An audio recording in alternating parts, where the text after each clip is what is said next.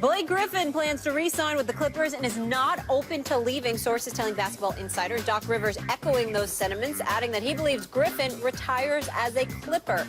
Rivers is not open to trade talks on Griffin or Chris Paul, and he's not worried about either player walking away in July. Stephen A., does Blake owe the Clippers? Yes, he does. First of all, let me say this. Blake is a star. He's box office. The Clippers should want to keep him. There's no doubt about that. He was hurt last year. I'm not going to hold his performance in the playoffs where he just averaged like 15 and 8. He was not healthy. He battled through. He missed 47 games last year, had a bevy of injuries. We understand that. The year before when he was playing and they got to Game 7 when they blew that Game 6 at the Staples Center in Los Angeles, and they were destined to face the Golden State Warriors in the conference finals, and they collapsed against the Houston Rockets. Blake Griffin averaged like 25, I think it was a 25, 12, and 6 that series. Blake Griffin's big time. There's no doubt about that. But the reason why I would say he owes the Clippers is because he's big time, but they have yet to play in the conference finals. Chris Paul is there. Chris Paul, and I keep saying this, and there's a distinction, and people disagree with it, feel free. Doesn't matter. Chris Paul is a 6-foot point guard. He's an orchestrator. He's a floor general. But when you are the Melos, the LeBrons, the Blake Griffins of the world, and people like that, whose size and athleticism are so imposing that you can make that kind of a difference, you've got to deliver the goods. And the fact that you haven't yet should be a bane in your existence to some degree. When you look at the Golden State Warriors and what has transpired now that they've got Kevin Durant, where are you going? I mean, Blake Griffin, the only conceivable place that he could go where you legitimately couldn't knock him, Max, if he were to get up and leave and go to Oklahoma City to join Russell Westbrook. And as great as I think Russell Westbrook is, as phenomenal as of an athlete and a talent as he is, from a point guard's perspective, why would you go to him when you got Chris Paul? That, to me, is the difference. And so as a result of that, I stay put where I'm at. I got Doc Rivers as my coach. I got Chris Paul as my point guard. I got DeAndre Jordan, who is a skywalker and a phenomenal athlete at the center position. I'm going to stick with that. And I'm going to roll the dice, and I think the Clippers may very well end up having the best chance to knock off the Golden State Warriors than anybody in the Western Conference, and that includes San Antonio. But that only exists if you keep Blake Griffin in tow. And if I'm the Clippers, you sign him to a long-term extension, you don't lose him. But if I'm Blake Griffin, I don't think about leaving. The Clippers have unfinished business, and it's got his name written all over it, just like CP3's. So the Clippers do have a chance to beat Golden State, because the other day we were arguing about that. I said Clippers fans are going to believe that they have a chance to beat Golden State. You said no. They have a chance. Oh, okay. They have a chance. I don't believe they will. Well, tape on that. They have a from the other chance. day. Look, you know that? I agree with you that it made sense for him to re-sign, because where else is he going to go? Boston, maybe you would say they need a superstar, maybe, but you ain't leaving L.A. with comparable talent to go to Boston. It's a better lifestyle. Okay. I get that. But the idea that he owes this franchise anything, to me, is ridiculous. First of all, an NBA player has no choice where they get drafted. He gets drafted to this team. They sign him to a rookie contract. You're not getting paid your market value, all that stuff. He makes them a destination. You know, I mean, Chris Paul winds up on the team. The NBA seemed to kind of direct him to the Clippers, but you could see that no one ever thought about playing for the Clippers before if they had really had it. All of a sudden, it's like, oh, Blake's there and DeAndre's getting better. But really, Blake made them a destination. He made them relevant. I don't think he owes them anything, but I think they owe him. But I do think that signing with the Clippers was a good idea. He's injury prone. He's shown that. There's a lot of money that he can collect, that he can, sign for and guarantee himself right now. And as you mentioned, when you look at the Western Conference, they have, of all the non-Warrior teams, they may have the best situation for him. And even if OKC did, Stephen A., he'd be trading up L.A. or trading down L.A. to go to Oklahoma City. I don't think a lot of people make that choice either. So it's a good idea for him to sign, but I don't think he owes them anything. Max Kellerman, Blake Griffin made the Clippers a desirable destination. We understand that. So what do? They get CP3. They get Doc Rivers. You have the talent around you, and you don't finish the deal. Primarily due to injury, in all fairness to him. But you were there doing afternoon drive in L.A. You know some of those stories that was emanating out of there. Questions about the relationship with some of the players, whether it be CP3 or DeAndre Jordan. He punches some equipment manager, whoever it is, in the face because the dude was teasing him about how Blake wasn't winning and wasn't getting it done, and you overreact and hurt your hand and you're out for weeks because of that. All of these things factor into the equation because at the end of the day, if you are the Blake Griffin we believe you to be, at one point or another over the course of your 6-year career, 3 times in which you advanced to the conference semifinals, you should have found a way to get it done. Some would argue. So when you look at it from that perspective, and then you look at the personnel that you have with you, and then you look at the coaching that you have with you, you look at the city that you're playing in, you look at how vulnerable the inept, moribund Los Angeles Lakers have become. And then you couple all of that with the fact that KD now went to Golden State to try to ensure that they're going to be the team to beat in the Western Conference for years to come. If you're Blake Griffin and you got that competitive fervor inside of you, then excuse me, you don't run from that challenge. And the best challenge is the challenge that you have right in front of your face, playing for the franchise you're playing for. Sure. That's all I'm saying. Yep. And he don't owe him. He don't owe him, Stephen A., but I agree with you. He should stay. I think he owes him. All right, let's leave it there. Last year was a challenging season for James Harden and the Rockets, barely sneaking into the playoffs with a .500 record. The Rockets' best player was also left off all NBA teams despite great stats. But when Harden's teammate Patrick Beverley was asked by Basketball Insiders what he expects from Harden this season, Beverley said, MVP and leading us to the finals. Simple. Stephen A., is Beverley correct? Correct. They're not going to the finals, but let me say a couple of things.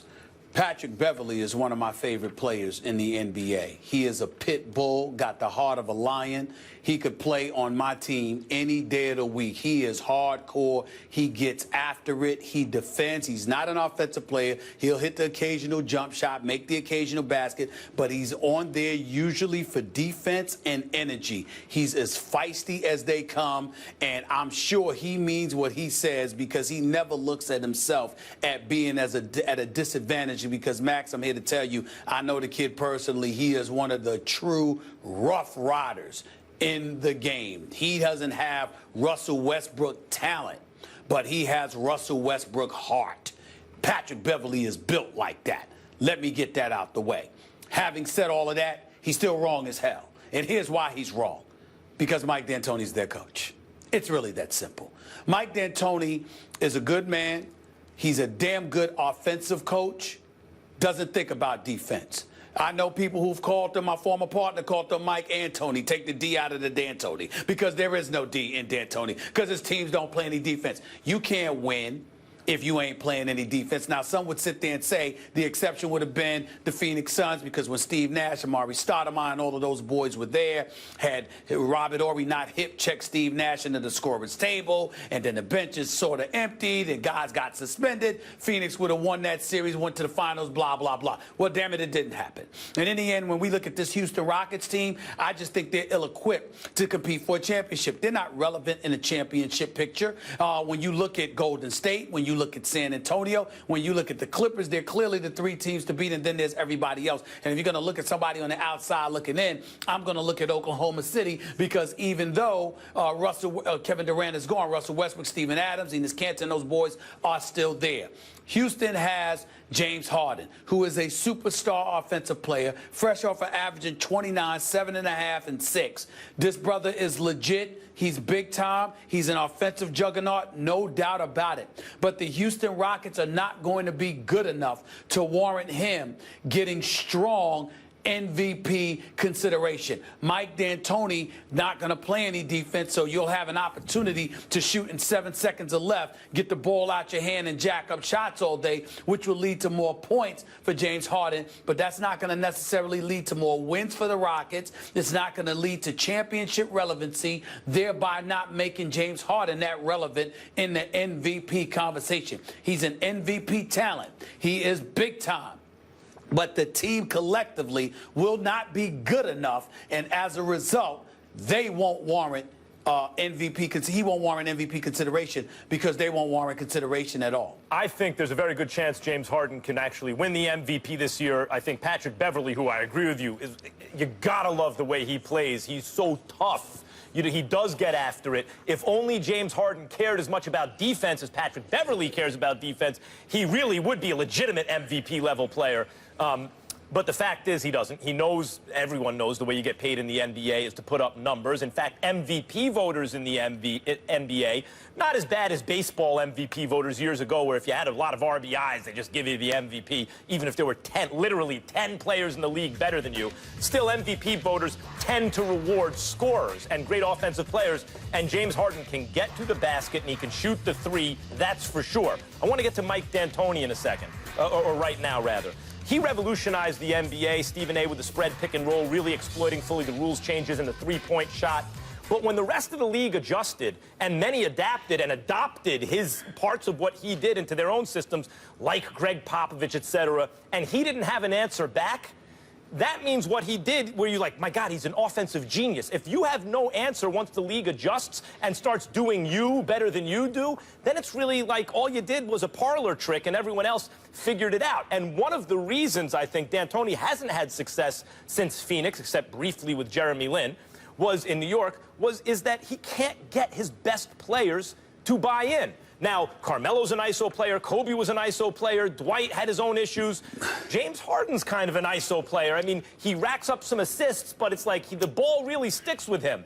And part of the job of a coach is to get your best player to buy in. You can't simply be like, oh, well, can't get the best guy to buy in, what can I do? No, that's your job as a coach to get that done. I think Harden is desperate enough right now, and D'Antoni is desperate enough right now, that it may actually be a good match because they'll have to meet each other halfway.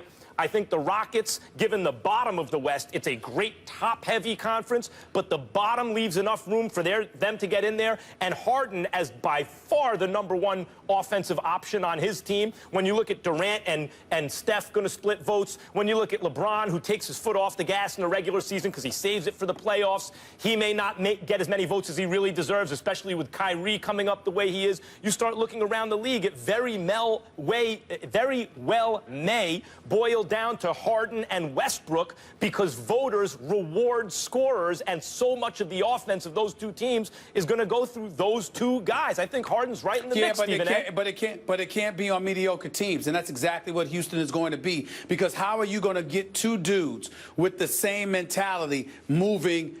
Meeting equal ground or whatever. How are you going to pull that off? They're both on the offensive side of the ball. Now, if one focused on defense and one focused on offense and you met halfway, that would be different. But both of them have the same mentality. James Harden doesn't care that much about defense as a player, and D'Antoni doesn't care that much about defense as a coach. So how is that going to work? That means they're going to be juggernauts offensively, but defensively they're going to leave a lot to be desired. That's what it comes down to the Houston Rockets, not to mention the fact that they're not going to be that good in my estimation. I have nothing but faith in Beverly. I have nothing but faith in Harden as an offensive player.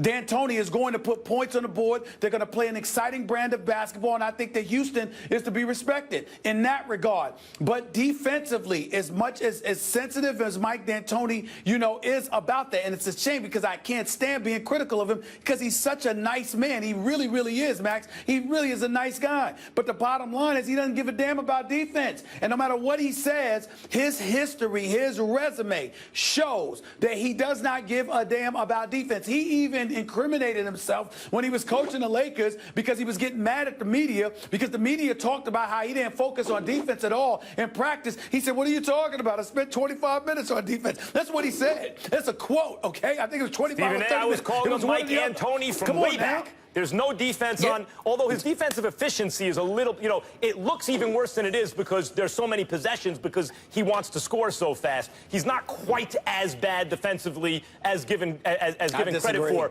but he does not, obviously does not care very much about defense. I don't think that hurts his chances with MVP voters for Harden because the voters don't seem to care. Stop. Bottom line. Coaches in the profession swear the man don't care about defense and knows very little about it. We will leave it there. Coming up.